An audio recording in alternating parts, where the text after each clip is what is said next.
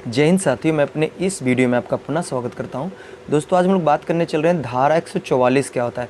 अक्सर हम लोग ये सुनते हैं जैसे कहीं पे दंगा वगैरह होने के चांस होते हैं या फिर कहीं भगदड़ होती है, कोई भी ऐसे कारण होते हैं जिससे क्या होता है कि लॉ एंड ऑर्डर जो होता है वो डिस्टर्ब होता है, यानी लोगों को यानी जनता को समस्या होती है।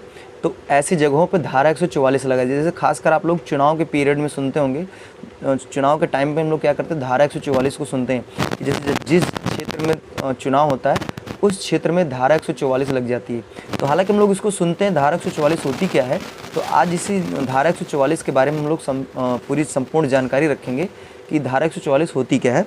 देखिए, अगर बात करें धारा 144 है क्या है, तो ये दंड प्रक्रिया संहिता यानी CRPC की धारा 144 एक आपातकालीन कह सकते हैं प्रावधान होता है। यानी ये जो धारा 144 है ये एक्चुअली इमरजेंसी के टाइम इसको लागू किया जाता है।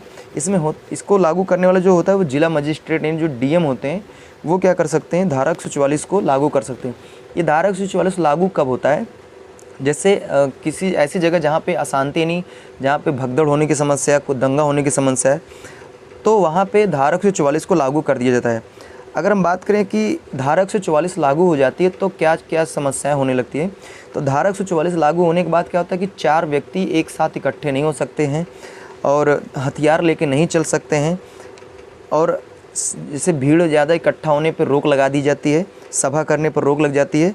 और ऐसा इसलिए किया जाता है ताकि जो सार्वजनिक सुरक्षा है वो कायम रहे। मतलब कोई ऐसे कहने का मतलब, देखिए धारा 144 लगने का मतलब ये कि इमरजेंसी पीरियड है और उस टाइम ज़्यादा लोगों को इकट्ठा होने की परमिशन नहीं होती। अगर ऐसा करते हैं, मतलब जैसे मान लीजिए 4 से अधिक लोग अगर इकट्ठा हैं तो पुलिस क्या कर सकती है, उनको गिरफ्तार भी कर सकती है, उनको सज़ा भी दे सकती है, यानी धारा 144 का उल्लंघन करने से। अब बात करते हैं धारा 144 जो इससे संबंधित कुछ महत्वपूर्ण बातें। तो पहला नंबर, धारा 144 का उद्देश्य क्या है, मतलब धारा 144 लगाया क्यों जाता है। तो इसका उद्देश्य किसी भी क्षेत्र में शांति व्यवस्था को बनाए रखना ताकि हिंसा जैसी समस्याएं ना होने पाए, तो वह उस जगहों पे धारा 144 को लगाया जाता है। अब बात करते हैं प्रतिबंध, यानी इसमें बाउंडेशन क्या होता है धारा 144 में। इसमें कंडीशन ये होता है, बाउंडेशन ये होता है कि ज़्यादातर लोग इकट्ठा ग्रुप में खड़े होकर बात नहीं कर सकते, ज़्यादा इकट्ठा लोग मीटिंग नहीं कर सकते, और लाउड स्पीकर का इस्तेमाल नहीं कर सकते। मतलब जैसे ऐसा नहीं कि लाउड स्पीकर का यूज करके हम लोग हल्ला करें, तो ये इन सब पे रोक लग जाता है।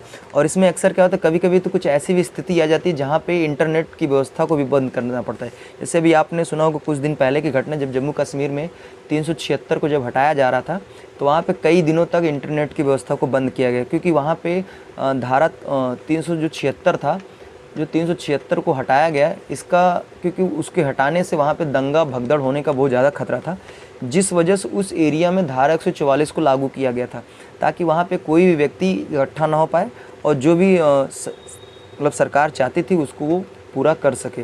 तो धारा 144 वो लागू किया गया था, वहाँ पे इंटरनेट की व्यवस्था को बंद कर दिया गया था। तो ये ज़रूरी नहीं कि हर जगह धारा 144 लागू होने पर इंटरनेट की व्यवस्था बंद किया जाए।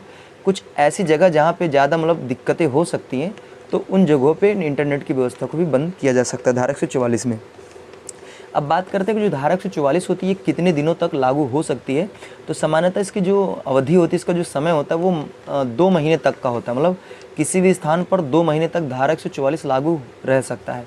बाकी वो डिपेंड करता है कंडीशन के ऊपर। अगर जैसे लगता है कि कंडीशन ज़्यादा मतलब क्रिटिकल है, समस्या ज़्यादा है, तो ये जो धारा 144 का जो टाइम पीरियड है वो 2 महीने से बढ़ाकर 6 महीने तक भी किया जा सकता है। तो ये इसका होता है धारा 144 का टाइम पीरियड।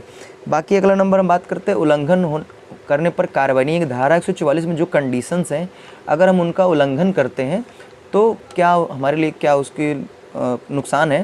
तो देखिए, धारा 144 का उल्लंघन, इसका उल्लंघन सीधा ये है कि ज़्यादा इकट्ठा लोग नहीं होना है, 4 से अधिक लोग को इकट्ठा नहीं होना है, लाउड स्पीकर का यूज नहीं करना है, हथियार लेकर खुलेआम नहीं चलना है।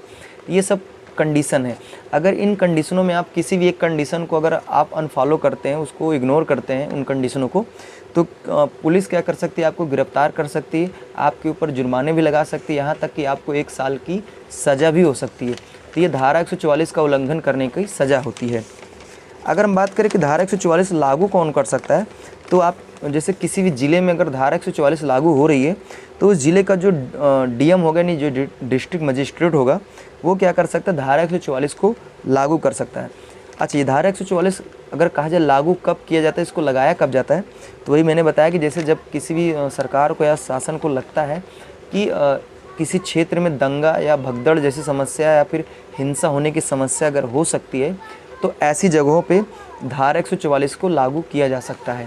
जैसे भी आप लोगों ने सुना होगा कि कोरोना टाइम में भी धारा 144 लागू किया गया था। उसमें ये कहा गया था कि कोरोना में ज़्यादा लोगों को इकट्ठा नहीं होना है और दूरियां बना के रखना। तो ये उस टाइम धारा 144 लागू था, क्योंकि धारा 144 लागू जब हो जाती है जिस क्षेत्र में, तो वहाँ पे खुलेआम घूमने की परमिशन नहीं होती है। तो ये उम्मीद करूँगा ये रहा धारा 144। अब हमें दीजिए इजाज़त। जय हिंद।